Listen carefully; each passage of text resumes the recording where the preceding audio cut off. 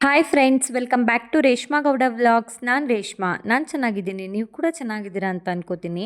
ನಾನಿವತ್ತು ಹಲಸಿನಕಾಯಿನ ಬಳಸ್ಕೊಂಡು ಯಾವ ರೀತಿ ಕಬಾಬ್ನ ಮಾಡ್ತಿದ್ದೀನಿ ಅಂತ ತೋರಿಸ್ಕೊಡ್ತಾ ಇದ್ದೀನಿ. ನೋಡಿ, ಇದು ಸಣ್ಣ ಹಲಸಿನಕಾಯಿ, ಇನ್ನೂ ಬೀಜನೂ ಬಂದಿರಬಾರ್ದು. ಎಳ್ಸಾಗಿರುವಂಥ ಒಂದು ಹಲಸಿನಕಾಯಿನ ತೊಗೊಂಡು ಸ್ಕ್ವೇರ್ ಟೈಪಲ್ಲಿ ಕಟ್ ಮಾಡ್ಕೊಂಡಿದ್ದೀನಿ. ಸ್ವಲ್ಪ ದಪ್ಪನೇ ಇರಲಿ, ಕಬಾಬು ಚೆನ್ನಾಗಿರುತ್ತೆ. ಹಾಗೆಯೇ ಇದನ್ನು ಹಾಗೆ ಕಲ್ಸೋಕ್ಕಾಗಲ್ಲ ಕಬಾಬ್ಗೆ. ಒಂದು ಪಾತ್ರೆಯಲ್ಲಿ ನೀರನ್ನ ಬಿಸಿಗೆ ಇಟ್ಕೊಂಡು ಕುದೀತಾ ಇರೋ ನೀರಿಗೆ ಹಲಸಿನಕಾಯಿನ ಸೇರಿಸ್ಕೊಂಡು ಒಂದು 10 ನಿಮಿಷ ಬೇಯಿಸ್ಕೊತಾ ಇದ್ದೀನಿ. ಸ್ವಲ್ಪ ಬೆಂದರೆ ಸಾಕು. ಅದು ಉಪ್ಪು ಹಾಕಿ ಬೇಯಿಸ್ಕೊತೀನಿ. ಉಪ್ಪಿಡಿದ್ರೆ ಕಬಾಬ್ಗೆ ಟೇಸ್ಟು ಚೆನ್ನಾಗಿರುತ್ತೆ ಅಂತ ಹೇಳ್ಬಿಟ್ಟು ಈ ಸಮಯದಲ್ಲೇ ಅದಕ್ಕೆ ಎಷ್ಟು ಬೇಕೋ ಅಷ್ಟು ಉಪ್ಪನ್ನ ಸೇರಿಸ್ಕೊಂಡಿದ್ದೀನಿ. ನೋಡಿ, ಬೆಟ್ಟಲ್ಲಿ ಅದುಮಿದ್ರೆ ಆ ರೀತಿ ಪ್ರೆಸ್ ಆಗಬೇಕು. ಆ ಥರ ಆದಾಗ ಅದು ಬೆಂದಿದೆ ಅಂತ ಅದನ್ನು ನೀಟಾಗಿ ಒಂದು ಜಾಲರಿ ಸಹಾಯದಿಂದ ಒಂದು ಪಾತ್ರೆಗೆ ಎತ್ಕೋತಾ ಇದ್ದೀನಿ. ನೀರು ಏನು ಬರದೇ ಇರೋ ರೀತಿಯಲ್ಲಿ ಎತ್ಕೋಬೇಕು. ಹೀಗೆ ಬೇಯಿಸ್ಕೊಂಡ್ರೆ ಟೇಸ್ಟ್ ಅಂತೂ ತುಂಬ ಚೆನ್ನಾಗಿರುತ್ತೆ. ಹಾಗೆ ಕಲಿಸ್ಕೊಳ್ಳೋಕೆ ಹೋಗಬೇಡಿ.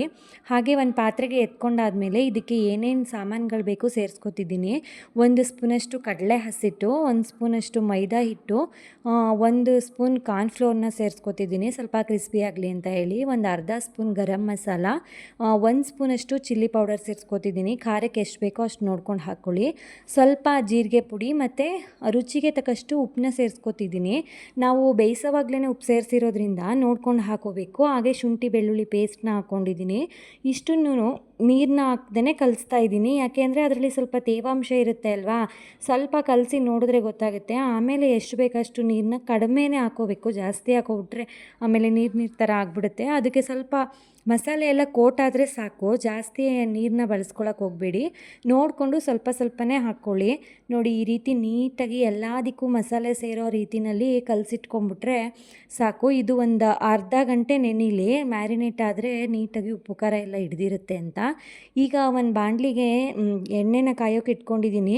ಅದಕ್ಕೆ ನಾವು ಕಲಸಿಟ್ಕೊಂಡಿರುವಂಥ ಹಲಸಿನಕಾಯಿ ಮಿಶ್ರಣನ ಒಂದೊಂದನ್ನೇ ಎಣ್ಣೆಯಲ್ಲಿ ಹಾಕ್ಕೋತಾ ಇದ್ದೀನಿ. ಎಣ್ಣೆ ಸ್ವಲ್ಪ ಉಪ್ಪರೋ ರೀತಿ ಕಾಣಿಸ್ತಿದೆ ಅಂದರೆ ನಾನು ಕಡಲೆಕಾಯಿ ಎಣ್ಣೆನ ಬಳಸ್ತೀನಿ. ನಮ್ಮದೇ ಗಾಣದ ಕಡಲೆಕಾಯಿ ಎಣ್ಣೆ. ನನ್ನ ವೀವರ್ಸ್ಗಳಿಗೆ ಗೊತ್ತಿರುತ್ತೆ.